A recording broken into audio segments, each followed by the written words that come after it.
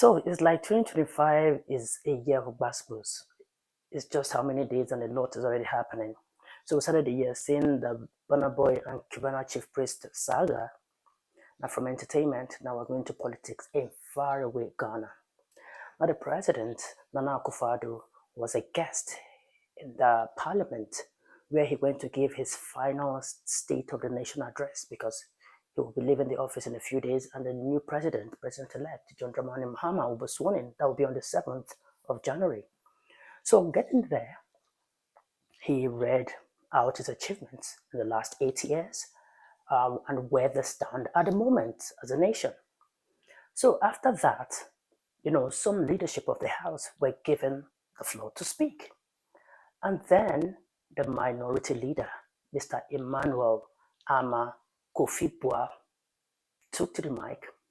It's like that man had a lot in his chest to let out. And he's already served the president the last supper of a hot banku. Yes, he practically read the president from up to down, like somebody who has been waiting for the moment. And he spoke and was laughing and, but who was just, giving the president hot. Take a look. And you are thanking him for this. We have come to the end of the road for what has been undoubtedly the worst government under the Fourth Republic. Honourable Speaker, this abysmal record was confirmed on December 7th when the people of Ghana returned the most overwhelming and emphatic vote of rejection of any government ever witnessed under the Fourth Republic. Mr. President, you will be remembered as the first president who was cushioned by the IMF when you began, and you are still being cushioned at the end of your term. Mr. President, you left something very important in your account. You left out an account of your promise to God to build him a cathedral. But Mr. President, Mr. President,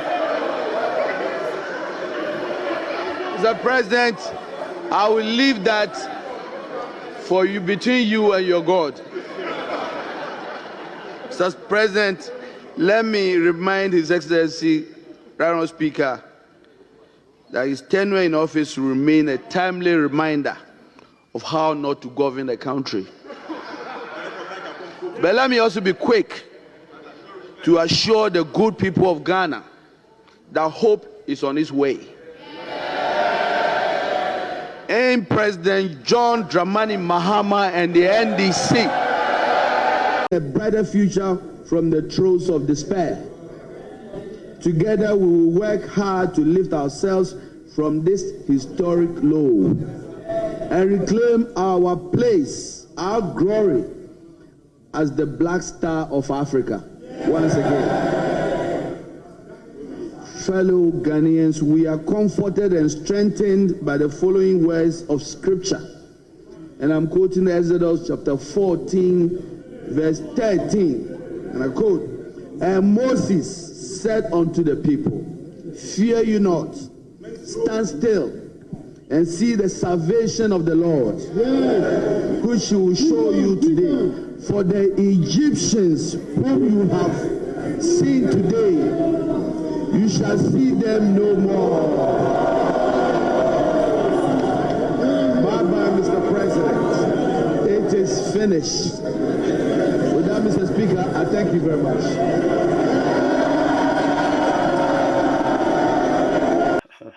Like, this is serious. The Egyptian you see, you shall see no more. Like, it is finished. Bye. Was he that bad? Like, Ghanaians, was he that bad? If for nothing, this man did 8 years, right?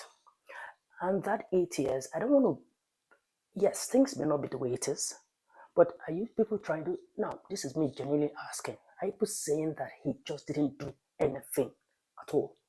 to deserve this kind of disrespect? Because look at him, he looked so helpless.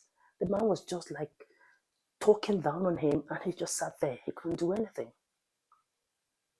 Like, I just want to know, like, if for nothing, we over here, if we don't know anything, we know the fact that that year of return, it's a big deal. And it started in his government. It's a big deal. For you to be able to do a policy or do a project that will be bringing people to your country, it's such a big deal. So while I know that he may not have done everything right, but to deserve that kind of disrespect on that day, I think that that could have been worded differently. You can actually say, oh, you can actually say something that still says bye, right? Like choosing your words carefully. Not the Egyptian you see, you shall see no more. I don't know, because, I mean, this man has been there for 8 years. Is this Mr. Emmanuel, like, has it always been this vocal? Because I just want to know if he's been vocal. Because if he's waiting for this moment to say, that means he was actually, why wait till the moment that he's leaving, when you know that Ghanaians have already spoken at the polls? That is why, okay, they don't want him, and they spoke loud and clear with their votes. And then your government, your own party, the NDC, will be coming in. If you think you didn't do right, now is your turn for you to do things right. So I'm just saying that you can say he didn't do well to your expectation, but that he didn't do anything at all to deserve this kind of, this kind of disrespect. I feel it was disrespectful. Could actually say he was just helpless. He was just looking. That was just a very, very uncomfortable position to put the number one citizen of the land. Trust me, that was it. Because he, irrespective of whatever, he's still the number one citizen until there's a new government, right? And he deserves to be respected, not taking turns to disrespect him in that way. And you see, after that, when they finished the State of the Union address, it's like at the lounge of the parliament, they all came out, or the officials came out, and there was this greeting and meet and greet going on in the lounge. And then I think the Speaker of the Parliament wanted to now say hi to the wife of the president, who was actually sitting there, watch them disrespect her husband. I mean, what can she do? Nothing. So when they were out there, the Speaker now wanted to say hello to her. And the woman walked out and said, you were there and you watched them speak to like my husband like that, and now you want to greet? And she walked away. Take a look.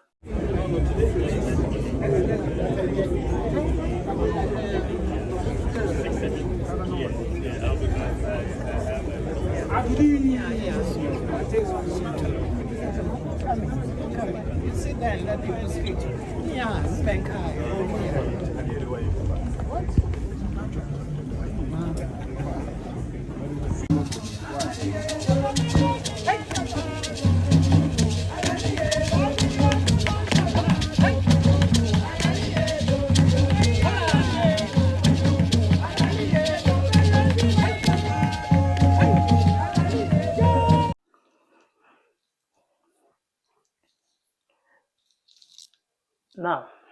Now, nobody should blame that woman, because a lot of us women were that emotional, will do that.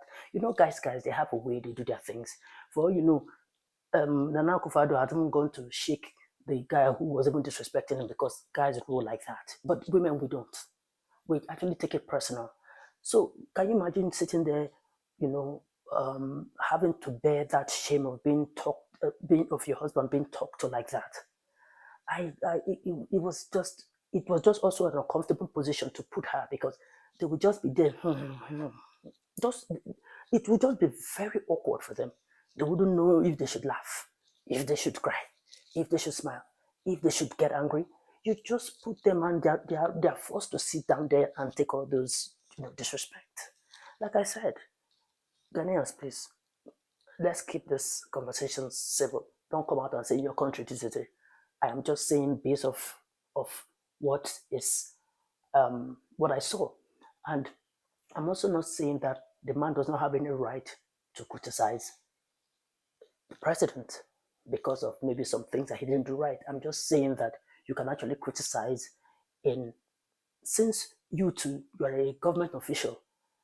Don't tell me that I'm talking about Mr. Emmanuel. Don't tell me that is everything he's doing right for his constituency. No, he's not. He's not doing everything right too. I am just saying that from an outsider looking, you can criticize your if or not your party is going to be in power, then people are going to watch and see what you're going to do better. If for nothing, this same Nana Akufo Addo was voted in. This man that is coming in is the one that you people rejected 8 years ago to bring in this Nana Akufo Addo. There's a reason why you rejected him 8 years ago. You're bringing in this one, right? No, now he has done and he didn't meet up to your expectation. So this same man that you put 8 years ago, you're bringing back. I am just saying that you can criticize, but not in a very publicly televised event like that, and you make your president feel uncomfortable. Now, if that was in Nigeria, we used to do respect too much, and it has its own disadvantage. That's why you cannot call somebody who is doing wrong to other, right? So it has its own disadvantage. But I'm just saying that they can also make that point just like Mr. Ahmad, but it will be worded well. Because even if you insult these leaders, if they still go back there, they're not going to do things they will not still do. Like I was saying, if it was in Nigeria, the opposition maybe talking to the ruling, maybe the president of the ruling party. Because I think these people, they're all friends. They have a way they meet. So they will not let politics come in the mix, right? So they might still want to give their opinion in the surface value, criticize. But, in that manner, I don't think any Nigerian, I don't know if it's a good thing or bad thing. I'm not here to say if it's a good thing or bad thing, but I'm just saying that if I know what I know about my people, they will not criticize a house of assembly, a house of representative candidate, or a house or a senate, a senator will not talk to the president like that. They will criticize. Don't get me wrong. They will criticize, but not in a way that when the president is, they will not make the president look like Momo. No. And you see, insulting or not insulting anybody does not bring good governance. Let's just make that point clear. So I'm just saying that it could have been worded properly, and then you will still make your point, and they will still clap for you if that is what you're looking for. They will still clap for you. Nigerian senators, I don't know, it's not that they are scared, like I said. It has something to do with us wanting to be respectful and, open that room of that, leave that space of, by the time we leave office, this office is for 4 years, or it's for 5 years, or it's for 8 years, and then we can still be friends. They can criticize in a way, but not in that very condescending manner. Anyway, a new government will be sworn in on the 7th of January. That's Mr. John Dramani Mahama. He will be sworn in. He will take over at the helms of affairs. And then in another 4 years, because he's going for only 4 years. He has done, I think, 4 before. He's just going for 4 years. So after 4 years, I hope he has seen what they did to his guy. Because these people, they are guys, forget. Don't let anybody kid you. Anyway, I hope he has seen, and then he will do his best so that after 4 years, he will not be read for filth the way Mr. Nana Akufo Addo was read for filth. Yes. Okay, that's all I have to say. I just said I should. I saw the video and I said, it's worth talking about. So anything I misrepresented, Ghanaians in the comment section, I know how you guys move. So let me know truly if he deserves to be spoken to in that manner, or the man could have still criticized him but chosen his words carefully. And then the point will still be made, and then they will still clap for him. Right. That's all I'm here to say. Well, that's it. Thank you so much. Don't forget to subscribe, like, and share. Bye for now.